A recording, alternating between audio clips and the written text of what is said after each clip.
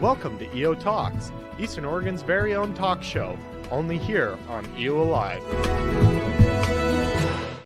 Hey, Eastern Oregon, thank you for joining us this morning on this special Friday morning EO Talks with George Mendoza and Scott Carpenter from LeGrand School District. And I'm going to have them join us here in a minute. I do want to talk to you all about something before we get started, and that is I appreciate the viewers that we have on EO Alive. Appreciate your input, your comments, your engagement. All of that is good for us. It's what we're trying to accomplish. But I've been very unhappy with the rudeness of comments that are part of our feed.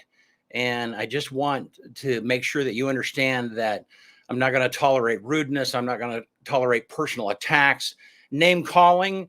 You know, if I won't tolerate it from my grandchildren, I'm not going to tolerate it from you. So just keep that in mind. I don't mind you engaging. I don't mind you asking questions, and hope that you do so. And that really is the purpose of the Facebook comments, is for you to be a part of the conversation. If you're coming onto Facebook to try and teach someone or try and persuade someone of your opinion, this is probably the wrong place for you. But if you're here to gather information or hear a different perspective, we'd love to have you be a part of the conversation. And if it doesn't self-correct itself, eventually I'll just turn off the comments.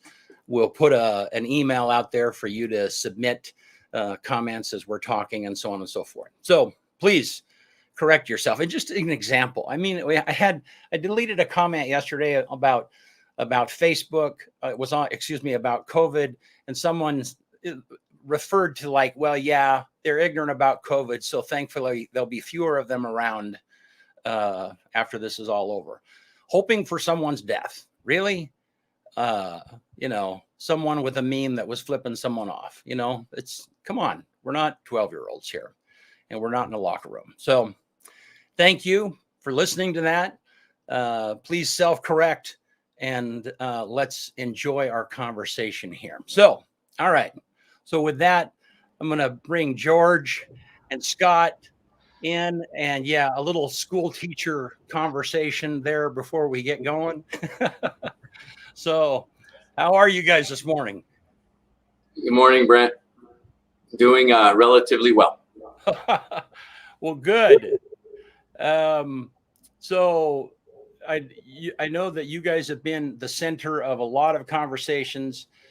School districts across the nation are, because people are just they're fed up. They're fed up with COVID. They're fed up with being locked down. And you guys know more than anyone the negative effects that COVID, kids being locked at home, not engaging. I mean, it's just had a terrible effect on our kids. And it'll be really interesting to see if 20 years from now, when you measure, I don't know, SATs or whatever it is that you measure, if we will see kind of a dip in performance scores just because of the way that education has had to change in the last year and a half. And so, and I know you guys personally, we're friends, and I have sympathy for educators because my former wife was a teacher, still is, and that kind of gave me a preview, a day-to-day understanding of what teaching is like and what it's all about. And so anyhow, that's kind of my bent, but I'm glad that you guys are here. So it looks, for the most part, it looks like school year is good. We're going to get into the nuts and bolts here in a minute, but you're gearing up for school. I think Scott, you said that driver's ed is getting ready to start. You've had summer school. I don't talk about that a little bit. Yeah, we're starting to fire on all cylinders. We've had great summer school participation. We had 52 camps that were full of kids, K through 12. We took 52 kids to the EOU football camp. We had cheer camps. We had all sorts of camps, paddleboard camps up at Morgan Lake, and overall feedback has been absolutely positive. Right now, we're in the middle of Jumpstart, which is K through 9. It tops out with a freshman academy in 9th grade that provides high school credit, early entry high school credit.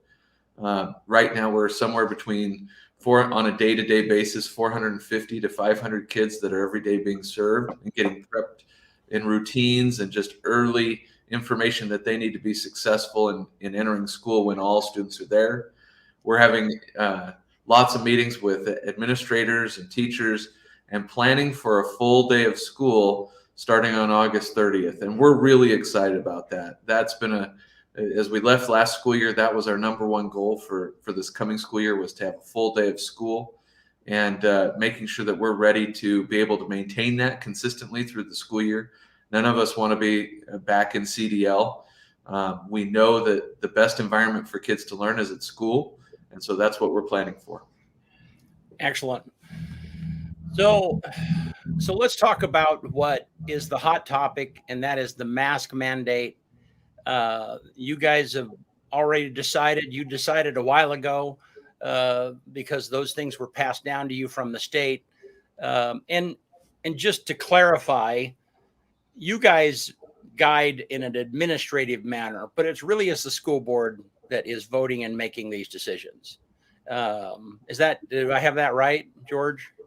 Yeah, I would say, for a lot of things, day-to-day operations will go through the school district or go through the superintendent, and then from the administrators on down through the teachers. Policy, rules that we need to implement will also take board approval, but the board looks out for the policies or the laws, the fiduciary role, the budget, and then the governance. So goals and vision and direction, they have a big say in that.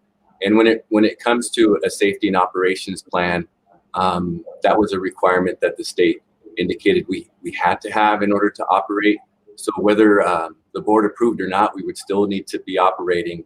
But it's better to have the board understand and the board approve the direction that we're going in. It just makes a lot of sense for them to know what we're doing and how we're doing it. Our public needs to know what we're doing and how we're doing things. And for the board to approve our plan is something that for us is the right way to go about implementing our safety and operations plan. So I asked this question in an interview about a week ago, and that is, so do you guys really have a choice in whether you follow the mandates or not? I mean, I think you can always say you have the option to violate laws, but then when you choose that option, you take on the responsibility of that the consequence of that action, and you have to educate everyone too on those types of things. If we would have taken the option to not follow a state law, there's a lot of second order, third order consequences to that, whether it's staff, whether it's unions and violating collective bargaining agreements, whether it's parents on the other side or students on the other side that feel the opposite direction, whether it's sanctions from OSHA, whether it's sanctions to your licensure from Teacher Standards Practice Commission, and then whether it's also other, I'll just say, problems from the health of those that are impacted, students or staff, and the personal liability and protection that you lose for not following state requirements. So there's a lot of consequences if you choose not to follow state laws. And so, yeah, it's kind of like, if your parents ground you, it's not maybe a good thing. If your parents ground you and you decide to sneak out, can you sneak out at night? The answer is yes, but the consequence is probably going to get worse. And so, and I think I think part of the complication is that we have other smaller school districts in the area, and we saw this last year during COVID. We had other small districts in the area that they responded differently, and so they took a little bit more of an independent approach. But I don't know, help people understand the size of LeGrand School District compared to some of the other school districts in the area. I mean, if you added them all up, do they equal to the size of the LeGrand School District? Scott, you probably would know that right off. Well, I'll answer some of it, then Scott can back me up. We are likely 7 to 10 times the size of many of our small school districts. So you could add them all up and multiply them likely by 2, and our enrollment would still be higher than all of them combined times us. So where they might have 1 classroom per grade level, or on some occasions 2 classrooms in a grade level, we'll sometimes have 8 to 10 classrooms in that grade level. And I'll just say we're the county seat. We're also the county hub. So the shopping, the coming to hospitals, the going to a lot of the things that take place in a bigger city happen. So at any given time, we have 25,000 people in our community doing work or doing commerce at some level with us. And so our ability to get COVID or to get things in our community is very high. Where they may have only had 15 to 20 events last year related to COVID and related to impact on operations with having to close contact, isolate, quarantine, folks having COVID. We had 598 events last year where we had to make decisions on COVID related to folks having it, related to having the symptoms, or related to having to isolate and quarantine for close contact. So our machine is built different. We have a different scale of problems and a different level of how the system can collapse for us if we choose to not follow, I'll just say, safety risk mitigations, such as wearing masks or violating state orders. Also, the fines that we get for any employer that's above 251 are totally different than the fines that you would get for employers that are below 251. So there's just a different bucket of consequences that we are lumped into. Go ahead. Yeah, Scott. The only thing I would add is that regardless of what happened last year, I have been pleased and impressed by the school boards and the courage of the superintendents in the other neighboring towns. It was in the Observer today that Union and Embler had their board meetings and are in alignment to the mask mandate.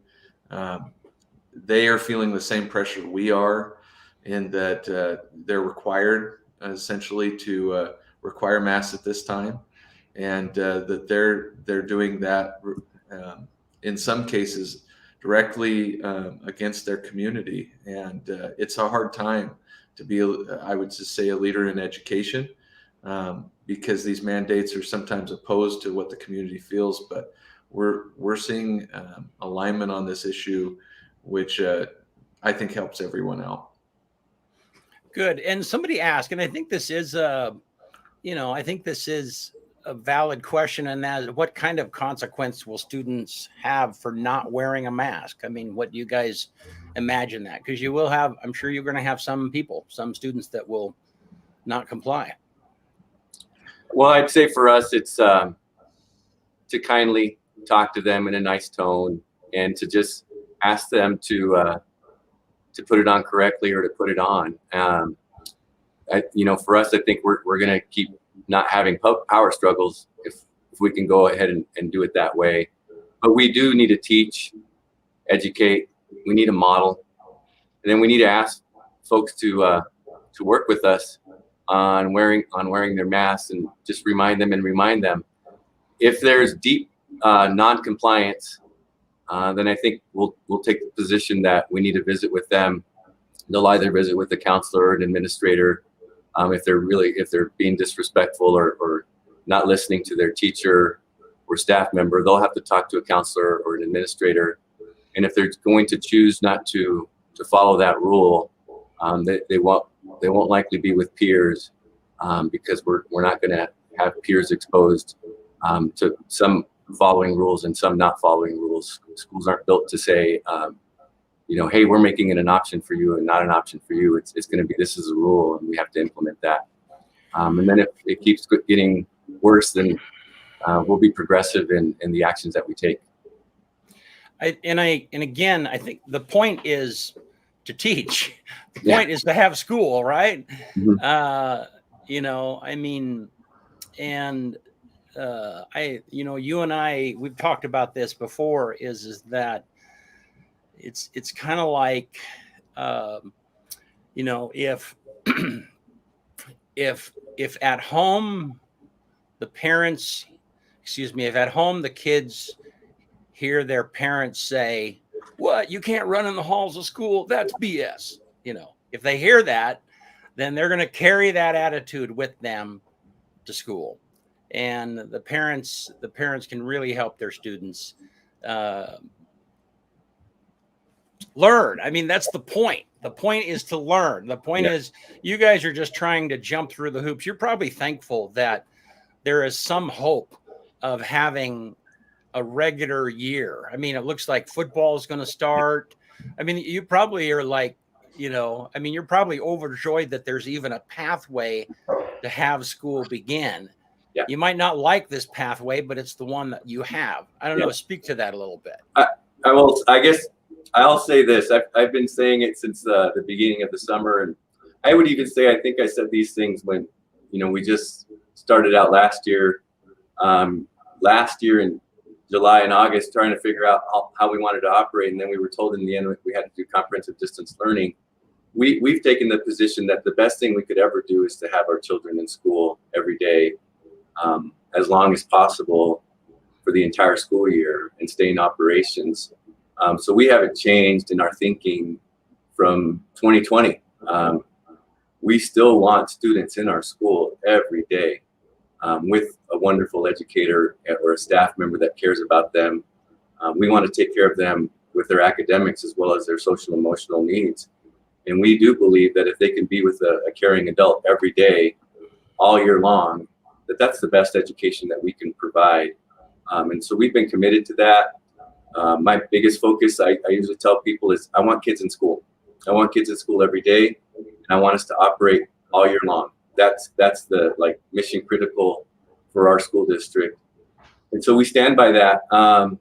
We'll adjust and monitor based on needs of folks. If folks really want to have online or virtual learning opportunities, we have programs and systems for that. If folks want to do homeschool with curriculum and hands-on experiences with their child, we'll help with that, and we'll have teachers for that, and we'll help out with the materials and supplies for that. And if folks want their kids in school every day, we're building our system to focus on that as our priority. And so if you ask me to wear a mask to make that happen, I would wear a mask to make that happen, because my goal is to get them in school and to stay in school every day. Good. So this question, and I know this is hard, if they start mandating forced vaccines for students and teachers, do you plan to fall in line for this also? And I know that's, I don't know, take a shot at, it's predicting the future. Where do you, I don't know. I think it's a valid question. It's a valid thing that parents are thinking about. Yeah. I would say, of course, we would push back as strongly as we can on anything that's going to be a forced vaccination. We really do want local decision, individual choice, personal freedoms. I don't really want anyone to tell me what I have to do. I bristle at that as well. I'm an adult. I can make a lot of good decisions for myself, and so I don't like that as well. I've already talked to the governor, and people have already expressed to our governor and expressed to the state, please don't force vaccination. You can tell us that you'd like us to, and even if you say you want us to, my preference would always be vaccinate or take weekly tests, so that people can decide one way or the other, and that gives you the choice to take the vaccine or not. And I'm not interested in doing that, or I don't like to create power struggles just to create power struggles. We do need to look out for the health and safety of everyone, but I would not like a vaccine mandate. That would be where I would stand. Well, thank you. And I know both of you, and so when some of this comes down, it's like, oh crap, I'll bet they're caught, because it's like, it's like having to give bad news to a family member. It's like you're the in between person, and you've got to deliver the news. And so I get it. So one more really stupid question before we kind of move on, and that is, do either one of you have some secret agenda that you would like to speak about at this time, that you're trying to persuade people one way or another? I would just say my secret agenda is to make great things happen in the district, whether that's, we're currently, George has helped us to get new field turf, AstroTurf on the baseball, softball field, with a partnership with City and with Artie Mack and other donators across our community who we're grateful for. We've worked on creating driver's ed. We've worked on updating our CTE to create new opportunities. We closed on land yesterday to, in a couple of years, be able to build homes. We've created summer school programs that far exceed the norm across the state. I guess our secret agenda and our tireless work is to say we want great things for LeGrand students and families. And if there's a creative solution or thing we can do, that's what we really get passionate and excited about. All these other things that are mandates or rules or guidelines or things we have to navigate, that is not what drives us or creates passion for us in serving our community.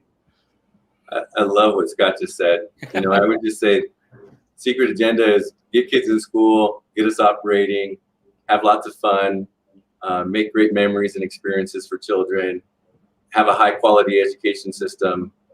We believe we're one of the top 5 4A school districts in the state with academics, with athletics and activities.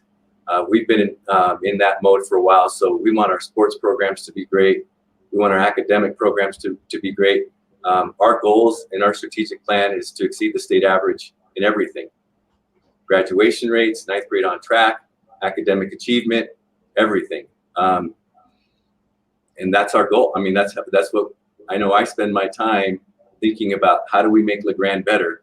And people don't always hear this. I don't care if it's better facilities, better sidewalks, better roads, better sports programs, better at reading, better at math, better at being good humans.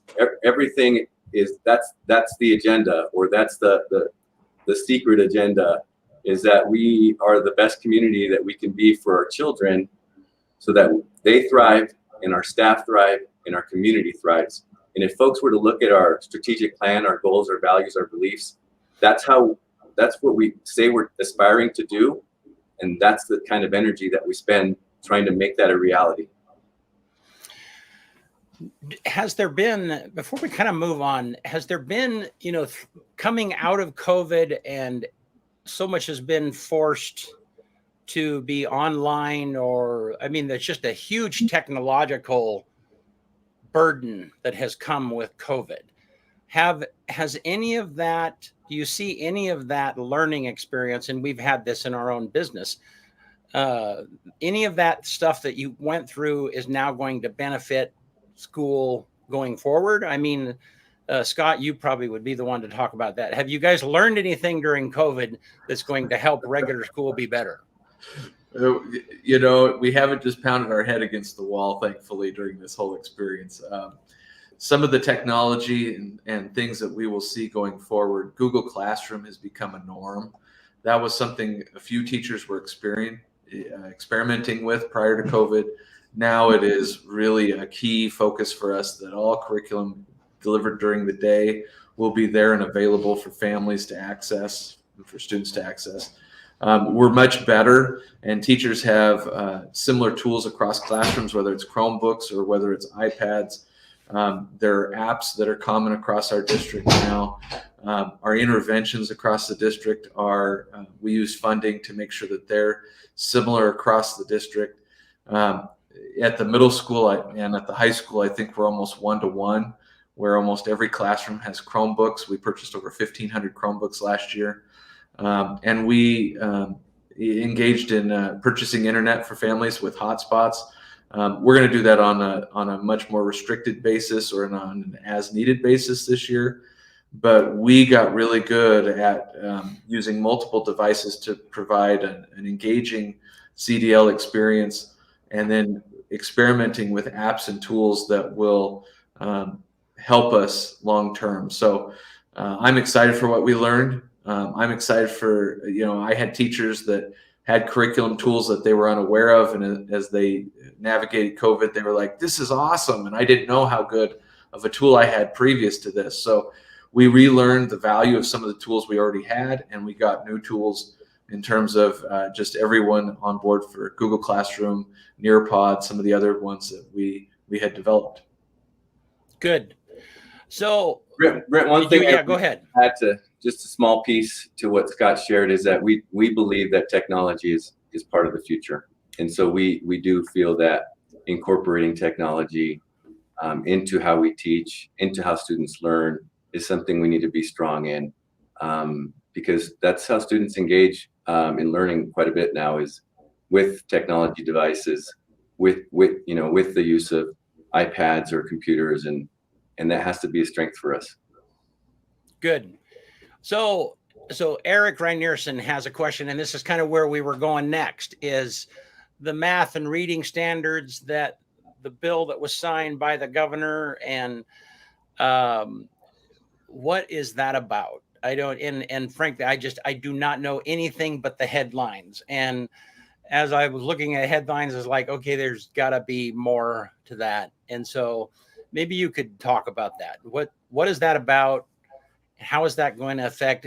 Are we going to be graduating dumber seniors now because of this? I mean, that's the heart. I mean, that's the heart of the question. So I'll start out, then Scott can reinforce or add to anything. And I'd say that Senate Bill 744, it was not even on our radar. I would tell you that probably until about a month ago as well, or even 3 weeks ago, we hadn't had any deep conversation about it. We just knew that the governor signed something on July 14th. And so now okay. And what I knew about it back then was that it was something about essential skills, and looking at the kind of test that it was, or looking at that information and assessing how our essential skills, were they reflective of the needs of those that are disadvantaged? So minorities, ELL, students that experience disability, migrant students, and what were they equitable in the way they were created or made. So I knew that it was something about disadvantaged groups, and having a look at the essential skills, and then also looking at graduation requirements. That was the quick kind of blurb that you get. And it didn't say that you stop state testing. So once we've investigated it and looked into it, state testing is still happening all the way from third grade all the way through high school. You're still doing all the state tests. The goal is still to pass.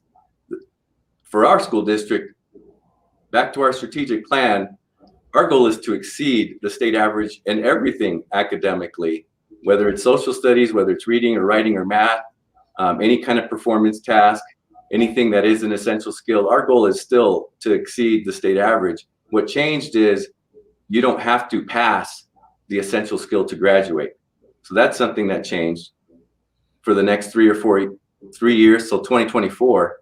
And in that time that they're saying you don't have to pass the essential skill to graduate, they're going to be looking at the essential skill requirements and looking at the indicators and seeing if they are reflective of all people. And if they need to be adjusted, they're going to do that. That's the extent to what I know. But for us, it doesn't change anything on how we operate. We're still teaching, reading, writing, math, social studies. We're still monitoring our students' growth with our own assessments from our own district, as well as anything that we have to follow from the state. And our goal is always to exceed the state average in everything. And so there is no, we're not going to test. There is no, we're not going to do these kinds of things. If anything, we lean into achievement and we lean into high quality. And if people want to study what's in our strategic plan, I would encourage them to do that, because that's really what we focus on.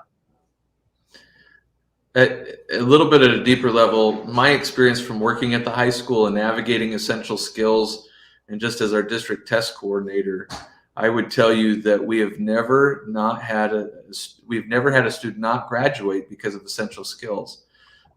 we have about a 90% pass rate on the essential skill cut score for reading. We also have about a 70 to 75% pass rate on the math for the essential skill cut score. And if a student didn't pass the essential skill or meet the essential skill cut score using the Smarter Balanced Assessment, then we would routinely have them engage in classes that would help them to do work samples. So there was an English 12 class that was just focused on work samples and getting those done. You had to have 2 passing work samples in each area, reading, writing, and math. So in English, there were 4 work samples, and in math, 2 work samples. And we would, even up until graduation, have kids working on those work samples so that they could be able to graduate.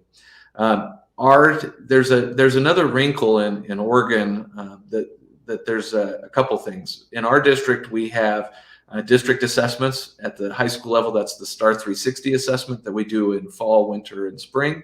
And that's just for us to be able to track individual progress towards proficiency in English and math. The other thing is that there's a tool in there called by the state of Oregon called the Local Performance Assessment. And we're required to provide those every year in science, reading, writing, and math. And so teachers will continue to provide these work sample type assignments to gauge student skills and to give them feedback and to continue to work towards those. So we are continually assessing our kids. We are also promoting dual credit classes in English and math, and we're promoting AP classes. And we have seen those sections grow over time, and that kids are rising and understanding that they need those skills and that they want to have those skills at a high level. And so for us, just like Superintendent said, we want excellence. We lean into achievement. If the state chooses to not require essential skills for a couple of years as they reevaluate, we're still going to make sure that students reach for and get a high level of English and math instruction and document that through regular assessment using our own district tools. So the point that is that you guys have been concerned about them meeting standards, seniors meeting standards, students meeting standards all along. Whatever this new thing is, you're just going to continue doing the thing that you guys have been doing. You're still concerned about that. You're concerned about not just meeting those standards, but exceeding them, having the students graduate, exceeding them. And you've been successful at that. Did I kind of summarize that up? Yeah. And Brent, I'm gonna maybe editorialize a little bit on this. Okay. But to say state testing, by and large, takes our school district the whole time of April and May. The English assessment's about 4.5 hours in length. That's 3rd grade through 11th grade, and the same length in English. So English and math are long. The science assessment, that's at grades 3, 5, and 11, is about an hour and a half in length. And because of the nature of the assessment, the performance assessment, there's a lot of stress and anxiety connected to the work samples that are created. In my own opinion, and I would just say that across the state, educators have advocated that this test is a little bit, I would just say, over the top. Not draconian, but over the top in terms of the amount of instructional time that it takes and the level of information we get back to be able to improve instruction. And so if there's a way to improve that, both in terms of keeping the focus on learning and not eating up all the time of April and May, especially in your junior and senior year where you're planning to enter the workforce, you're planning to enter college, if there's a way to shorten that, to reevaluate how we spend instructional time, my hope is that that's what comes out of this, is that we're able to have more focus on learning and not spending time April and May assessing both at a district level and at a state level to the time commitment that we currently have. And I understand that. Again, married to a teacher, and over the course of and correct me if I'm wrong, but over the course of many years, many states have gone to essentially teaching kids to take the test that they're going to take. And sometimes that has taken time away from just regular instructional time. Is that a safe assessment? I would answer that to say that some states have even gone so far as, like in Georgia, to cheat the test because it mattered so much to their achievement or to their funding or whatever it was. I would give kudos to our teachers. They have done a fantastic job of integrating the skills and standards to make sure that it doesn't feel like a cutout from instruction, that it's a natural progression of what they've learned. That's taken a Herculean effort over the last 5 years to really become in alignment to that test so that we're teaching great things, but they're ready and prepared and feel confident going into those assessments. And by and large, our scores have been going up, so it's proof that it's working. So I've been appreciative of our staff, by and large, accepting that challenge, accepting the challenge of higher standards, which is what the Common Core did and what the Smarter Balanced Assessment did, and getting our kids prepared. But we want to focus more on instruction for sure.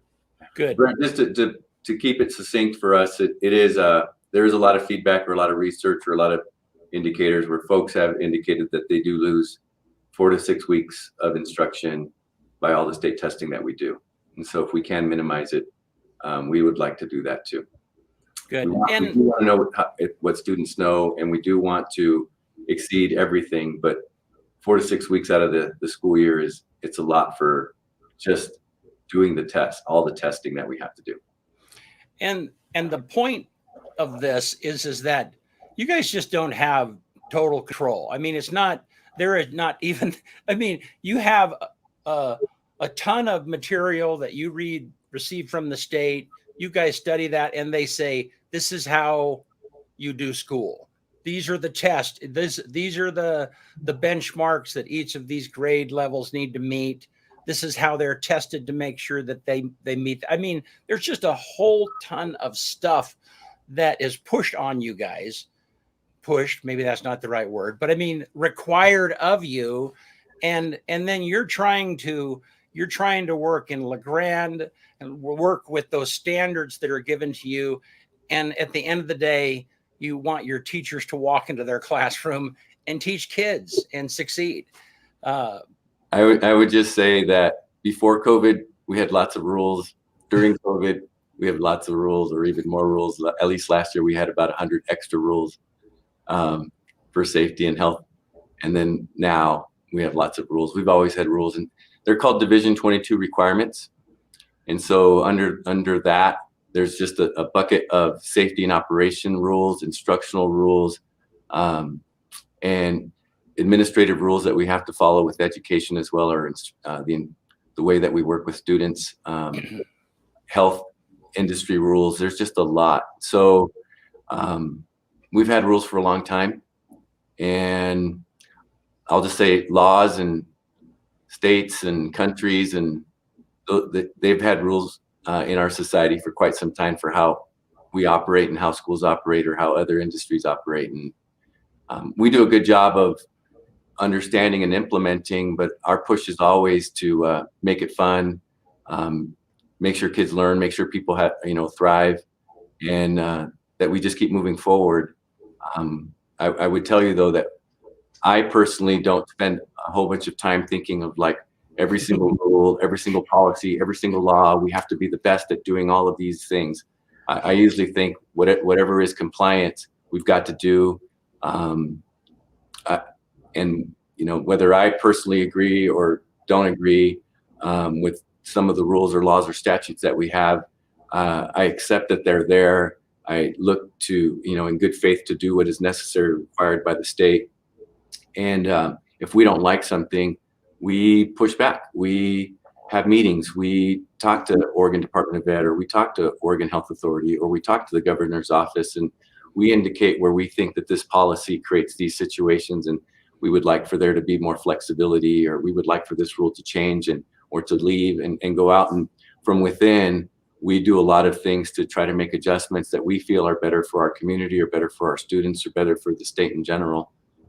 That's what we do in terms of implementing rules, and rules that don't make sense. We right away go out and say, this one doesn't make a lot of sense. It creates a lot of other problems, and please, remove it, or please add for flexibility, etc. So that's our take on a lot of rules.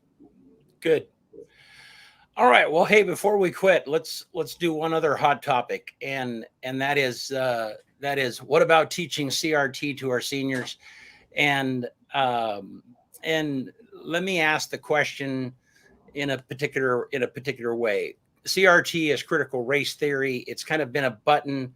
It's been a way of a certain group of people to kind of put their mind around things that they're unhappy about, that potentially could be taught. And CRT, the idea of CRT itself is actually fairly new. I mean, somebody wrote a paper and it became, I don't know. I mean, I just watched the news, so I don't know the tremendous amount about it. But the point is that there's this fear that this wild idea, and I'm not any happier about, I don't want to feel guilty for being white. That's the bottom line. I don't want my grandkids to feel guilty about being white, and so on and so forth. Now that doesn't mean that we don't, there's not a whole lot of other stuff that we need to do to recognize other races. George, I really appreciate, you've been on before and talked about being a migrant, being born in Mexico, and I mean, and I just think that to our school district, that brings a tremendous amount of richness. So the question is there a new hidden CRT agenda that you see being forced into our school during COVID? Or, I mean, and you can kind of, I think that's at the heart of the fear of people. Yeah, no, and I would say appreciate how folks feel or how folks interpret information. Our school district has not done any professional development around critical race theory. Probably even 6 months ago, I had no idea about the term critical race theory. It wasn't on my radar. So we haven't done professional development. We haven't purchased any curriculum around critical race theory. Our notion hasn't been that we ascribe to anything around that. Now, I would say what I share with folks is we do need to know, our own individual lived life experience. We do need to know at an interpersonal level, other people's lived life experience. And we do need to know our policies and our structures and our systems and how they operate and how they impact people. So schools have always had ELL programs, English language learner programs, or migrant programs. Schools have had title programs for students that experience poverty. Schools have always had special education programs for students that experience disability in a wide variety of ways, or 504 accommodations or handicapping conditions. Schools have always had systems in place where we understand the needs of students, boys or girls, or those that are going through LGBTQ2, SIA+, anybody that's experiencing sexuality, I'll just say questioning their sexuality. And we've always been about creating good relationships, building good culture, making sure that people feel connected, valued, and understood. That's how schools should be built, that we create this safe place for kids to be with each other, and then for them to graduate and become great humans, great citizens. That's what we do in our school district, and that's what we're always aspiring to do in our school district. So we're not trying to create divisive situations. We're trying to create inclusive situations, and that's what we do in our school district. We don't talk about critical race theory. We don't do professional development for it. We don't buy curriculum for it. And we look, at how are students experiencing success in our school district. If they have any barriers or obstacles, how do we help them overcome that? How do we give access and opportunity? And how do we make it a thriving environment for all? That's That's what we do. So I guess that's a long answer to critical race theory and what we do in our school district, but we do not do any kind of specific this or specific that. But we are love, love, care, serve. That's what we're trying to do for everyone, no matter who you are. All right. I love what Superintendent just said. I'll just add, I was a social studies teacher before I became an administrator. As a social studies teacher, you're always trying to promote and provide different perspectives or background to why people made decisions. When I was teaching, and I would say this current standards support this, is that it wasn't about dates, names, or places to the degree that sometimes people think about with social studies curriculum, but it was about exploring the ideas or concepts and the why of how movements happen. So it was routine practice to, when we were talking about in world history about China, that I purchased some of Mao Zedong's little red books and was able to show them these are some of the ideas that were promoted in this first primary source document. We would go to chapters out of Mein Kampf. We would go to chapters out of The Jungle. We would go to chapters out of various texts and be able to use primary sources to explain why human beings in various countries at different times made decisions. And that in America, we have made different decisions across time, whether it's the Trail of Tears, whether it's Japanese internment, and going to those laws and reading those laws and understanding why people made decisions. And that, our sum total of our human history hasn't been spotless, but I still believe we are the greatest nation on earth, and that we have a lot to be proud of as Americans and American citizens. And so just learning how and why people made those decisions, and then being able to learn and grow from how did those ideas become popular, or what did they experience and what can we learn from. And that's really what the 2018 social studies standards pointed to. That's what the new standards that people have seen, the 21 standards, the 2021 standards point to, is this sort of looking at history from multiple perspectives and just how did that develop and what can we learn from that. Again, I'm going to reiterate what Superintendent said. We do not teach CRT. CRT is not mentioned in any of the social studies standards. It's not in any of our board policy. It's not in any of our professional development. But we do like to give students a broader view of how history happened and what we can learn from it. Good. Someone said that you didn't answer the question, and I don't know how it could be any more clear than that. So thank you. We do not teach CRT. We do not do professional development for CRT, and we do not purchase curriculum for CRT. So, and I guess I learned something, and that is that if there is an area of study that the school is going to explore, there's a process by which you guys okay, we want to develop that idea. We buy curriculum, you talk about it, there's a plan, and you pull it in to the curriculum. And there's nothing like that concerning CRT. Correct. Excellent. All right. There would be an adoption process just in case, and Scott would be in charge of that, and there would be a committee of teachers and staff members and parents, and then the board would have to approve. And to be succinct, we haven't done that as well. Okay. All right.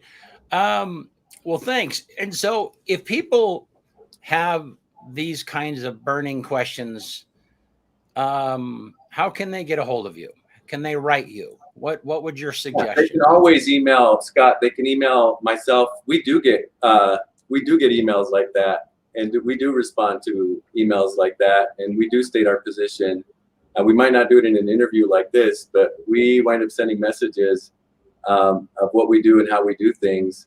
And we do have an equity lens in our school district, and again, in that equity lens, we do look at the needs of all students. But you have to look at the needs of students that are English language learners or talented and gifted, students that experience special education, students that experience poverty. And you have to look at, are these decisions going to make things better for their experience in schools? Do they have any barriers or obstacles to overcome? Did we engage with them And do we understand the ramifications of those decisions? And then are decisions sustainable? Are they going to work, or are they going to create second order, third order problems? And that's something that's required by the state to have an equity lens. When we had the Student Success Act, one of those requirements was engaging with our constituents, with our stakeholders, and seeing what the needs were and then addressing those needs. So that's a reality for schools. But again, I would just say, for a long time, schools have been about all students experiencing success and having programs and services that meet the needs of unique individuals as well. Good. And parents have, so let's say that a parent like, well, yeah, but this teacher teaches this and I don't want that, or this, I don't know, whatever it might be, they have control over the classes their students are going to be in, right? I mean, they can change the schedule. They have input into that. Yeah, I would say parents can always express and give input to how they're feeling about anything that we're doing. We're still a system that has to, teach reading, teach math, teach social studies, all those kind of, have PE, have music. So we have to run and we have to operate. And to be honest, I look out for the best interest of all. I do want to take care and support individuals, but just if you force me, like, the system has to operate and the system has to work for everyone. And we can't just do what one person wants. We have to do what's best for our education staff, for our routines, our structures, our procedures. And then we have to make sure that we're looking out for the health and safety of everyone in all that we do. But folks can always share, and folks do share how they feel and what they think is important.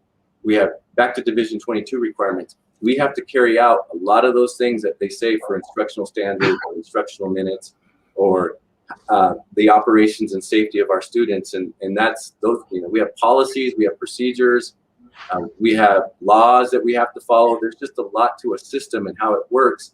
And that's the kind of stuff that we sometimes have to say. We've got to follow these processes and routines. But yes, if we can make adjustments, or yes, if we can make things better, I tell our admin team often, and other educators, if we can give parents 51% of the say, that should be our goal. We want parents to feel, as often as we can, that they're getting 51% of the say. Now, if they're asking for things that we can't do, or if it's not reasonable for us to be able to do it, then we have to make decisions that keep us moving forward, for everyone. But we want to be good listeners, and we want to be attuned, and we want to be supportive. Good. Anything you want to add to that, Scott? I would just say at the high school level, because originally it was a high school question, when parents choose, we get into master scheduling, and I would just say every choice to choose a different section or teacher has implications on other pieces of the schedule, because classes may only be offered once during the schedule, or vice versa. So in fact, we're going to go into registration here at the high school in another week. Parents have input into their child's schedule and how that's organized, but it does impact their ability to access other classes. So there's a balancing act there in terms of how much adjustment parents want to make, because they might want to take advantage of that a cappella choir or band class. And so that means necessarily that they are with a particular social studies teacher during third period. So just know that there's a balancing act there. So, and before we quit, so if someone, talk about the alternatives. If they no, I don't want my kid, I don't want them to enter school traditionally this year because of the mask mandate and so on and so forth. Just one more time, talk to us about the alternatives that are available to them. Good, Scott. Okay. So we offer what's called LeGrand Virtual Learning Academy. Last year, we had over 250 students in LeGrand Virtual Learning Academy because of the different schedules the school was offering. And we totally get it. We want to support families that make that choice. And so we offer, at the K-6 level, we offer Edgenuity. We did a curriculum review of 14 different online curriculums, and Edgenuity shined brightest to provide the best service. It's not text-based, it's not total video-based, but it's just in the sweet spot of very good multimedia approach supported by a certified teacher. We also offer Google Classrooms that are structured time with the teacher and with peers during the school day. So at the K-6 level, we offer those. We also offer a supported homeschool model. So if parents are concerned about screen time, and we've heard that loud and clear from parents, that we offer a physical curriculum in all content areas that comes with weekly curriculum maps and feedback from our certified teacher. That's a model that we provide. We call that HomeLink. And then at the grades 7 through 12, we use a product called Edmentum or Google Classroom and provide online instruction at that level. Homeschool is not, just to be very clear, homeschool is not an option for high schoolers, in that we need to have accredited credits to be able to go on the transcript. So we have had some families choose to do classes from an accredited school outside of LaGrange School District and transfer those credits back in addition to their schedule. We do offer at K-12 what we call a hybrid approach. So parents can pick some from HomeLink and some from online, or they can pick some classes from online and some at the school building. I talked to parents yesterday at the resource fair. Some wanted all online and then to be able to do band at the middle school. We support that. At the high school level, there's the option of picking sort of a hybrid approach of how many classes they want online and how many they want at the building as we navigate this time, because some electives like welding or construction, hard to do online, and easier and probably a richer experience at the building. The one caveat that I want to mention to all families is there is Oregon law that says that you can only be part of one school district. And so as families, we've had two questions. I'll address both. If my students in Baker Webb Academy, or if my students in homeschool through their family, can they participate in LaGrange sports? And the answer is yes. The other side of that is can they take Baker Webb Academy classes and still be a part of some on-site classes at the high school, middle school, or elementaries? And the answer to that question is no. Students have to be they're mandated to be part of one district. And so that's why we provide the hybrid approach. If they choose to exit the district and be part of another district, then they take advantage of that district's opportunities during the instructional day. And so we work with families to create as many options as we can so that they can feel good about what their students' educational program is in our district and be able to move forward. Good. Real quick, the only things, and I hate to do this, and I am crazy about Scott. The only thing I would say is I think for any OSAA, so competition activity, so it is sports, but also if band is into OSAA competitions, they would be allowed to be in band, marching band, or and then choir. So some of those things that are OSAA activities, or they are judged and there's a state champion, students could come to those classes, whether during school day or after school, to participate in that, whether they were in Baker Webb or some other charter school. Good catch. And just another little caveat: if the parent is in homeschool, like they sign up with the ESD and say that they're providing homeschool on their own, they also have access to our classes because they're not in that way connected to another school district. So that if they're doing homeschool, they still have access to one or two classes. If they go beyond, we limit it at 3 classes, because if they go beyond 3 classes, they are no longer considered a homeschool student. They are now considered a student of LaGrange School District. So there's some mechanics in there, but we're trying to provide as many options as we can for families, because we know that this is a frustrating time for families. Good. Brent, real quick, my things, as we recap, would just be, we're a team. We need to be together. We need to support kids. We need to put them first. Parents, staff, community. We need to take care of our teachers. They're going through a lot of tough times. Our staff members. The more we're together, the more we're in support of our students and our children, the more we want them to have a great experience in our school day, as well as in club sports activities. Like, that's the best thing that we can do to get us through this tough time. We were talking about, 10 years from now, 20 years from now, whatever trauma, whatever impact, all those kinds of things. I think it's true. But if we make it a great experience and if we collaborate and partner well, we are going to mitigate any of those kinds of things by what we do now. And so, if you ask me again, I want kids in school. I want kids to have great experiences in school, great relationships in school. I want them to participate in club sports and activities.